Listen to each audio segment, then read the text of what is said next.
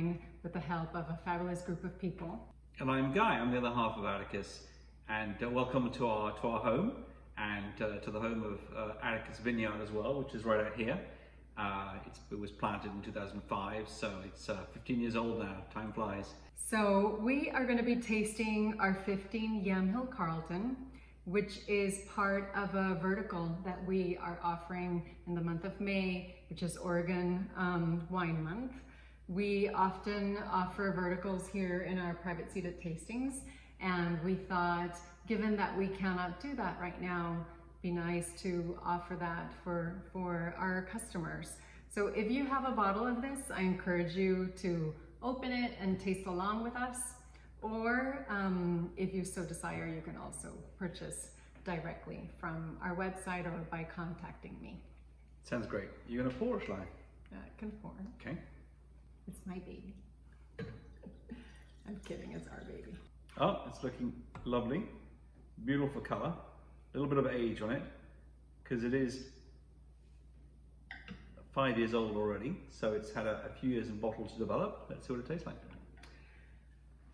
So all of the wines that we make come from our vineyard, from Atticus Vineyard, which is part of the Yamhill Carlton AVA, which is also known for darker fruit profile in the wines, lower acids, bigger structure, and very texture driven wines. And certainly Atticus Vineyard epitomizes all of that. The 15 vintage was one of our really warm vintages. I don't know if you remember, but that was a record. Lots of 100-degree days, right? Lots of 100-degree days, and it was also our record bud break year. So we in terms of early, right? In terms of early, yeah. So we were a month ahead, having bud break like the third week of March, just after your birthday.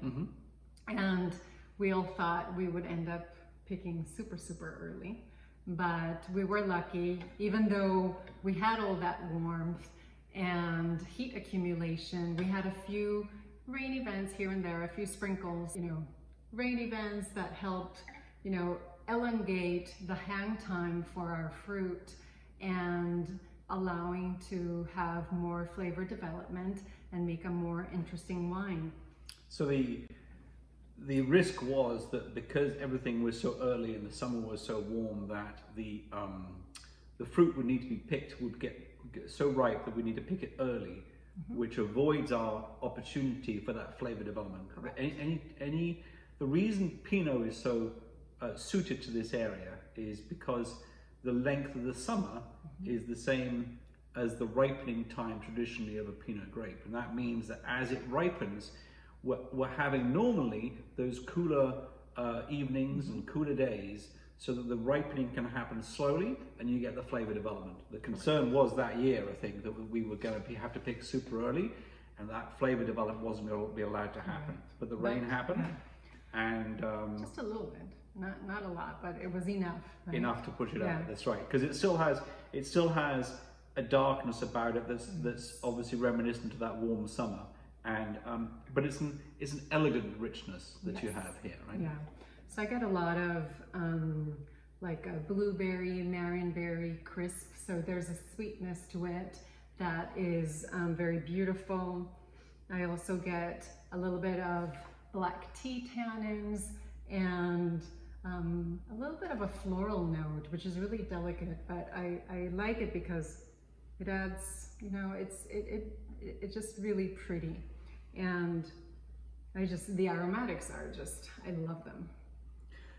Yes, I mean, I like the fact that it has that balance about it. It has the dark fruits coming through, but also the nice balance of the acidity still, even with a wine has a little bit of age here, and still the dusty tannins are there. So it's that triangle of balance that I like and look for in a wine. Yeah, and you really like the texture, and the texture in the wine is beautiful.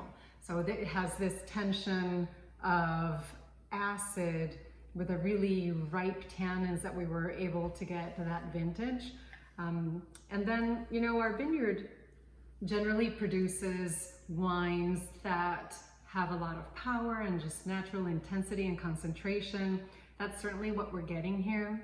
But one of the things that we always strive for is to balance that power out with elegance and finesse.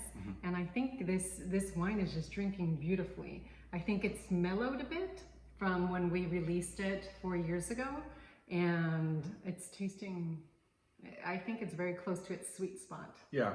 Well, I know you say that. What I always think about a wine is that my preference is for a bit of age, but I also think that it's not a better wine, it's just a different wine.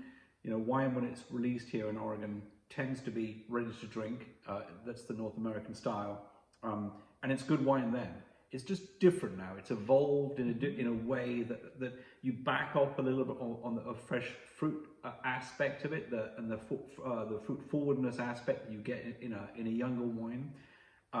You know, the 16 or 17 will have that more so, but the sort of drier aspect of the wine where you back off a little there balances out with the softer tannins, and I think layers of flavor which give it that interesting aspect as well. So I think that's it's a very pretty aspect to it. And it still has nice acids, so it will, as you say, continue to develop. I don't know if you remember, but when we released this wine, we showcased it in one of our summer paella parties, and it tasted beautiful with it.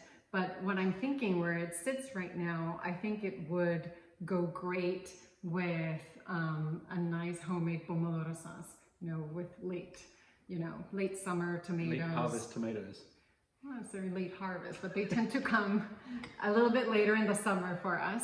But I think it would taste delicious with that. Yeah. It's just tasting beautiful. With some meat on the side, perhaps.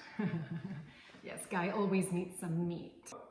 The joy of Pinot, in my view, is that as you drink through the bottle, it changes, and the air gives it a different profile as you have, you know, one or more courses with your wine, and obviously we're just drinking it without food right now.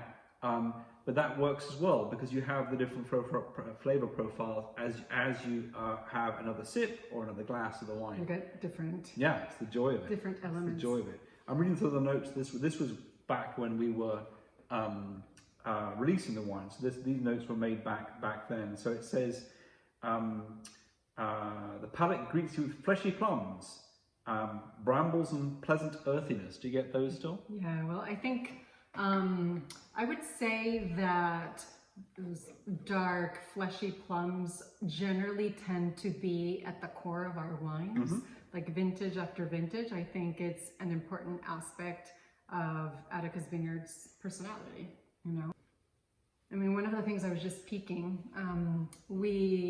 this particular... Are you peeking on my notes? Yes, I'm peeking on your notes. This particular wine probably had the heaviest treatment of new oak that we've ever had. And again, there was so much fruit and so much power that the wine could take it. Normally... You still get that on the nose. You get a little bit. And so I think, you know, I get like a little bit of a sweet cappuccino. And I think that is something that is coming from that new oak. But so we normally use about 20 to 30% of new oak in our, you know, in our protocol. But that particular year, it was more like 35 to 40%. So it's a bit higher in the barrels that we chose for this blend. And albeit it was in big format, so it was puncheons as opposed to regular. So what percentage barrels. was in puncheons, it says here? About half. Oh, very good, well done. So I'd say, so the effect that a puncheon has is just a little bit lighter, it's a little bit more delicate. And we really love to use puncheons, but they can be a little bit of a pain to maneuver in the cellar. But they make great planters afterwards. Yes, so they do. We have a few around the house now. That's right. Yeah. Anyway, if you are interested in purchasing this wine, it is available as part of our vertical together with a bottle of our 16 and our 17 Yamhill Carlton. Two vintages that would be really nice to compare against the 15. They're available either on our website or you can contact me directly. Thank you. Thank you for tasting along with us if you have. And if you have any comments, let us know. Thanks. Cheers. Salute.